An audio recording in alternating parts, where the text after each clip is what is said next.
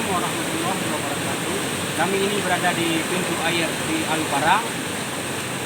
Kami sangat mengharap perhatian daripada Bapak dinas terkait. Di sini kami dari 4 kampung tiap tahun kebanjiran. Ini mungkin terkendala di pintu air yang ada di Bantayan.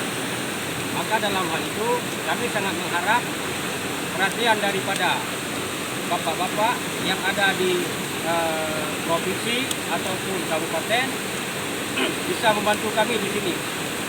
Kami sangat mengharap bantuan bapak-bapak karena kita lihat di sini pintu air tidak maksimal untuk pembuangan.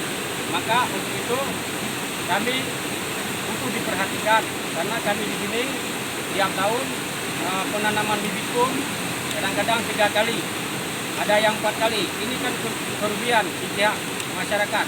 Maka dalam hal itu kami selaku besi kampung mewakili daripada masyarakat sangat mengharapkan bantuan-bantuan Bapak. Sekian, terima kasih. Assalamualaikum warahmatullahi wabarakatuh.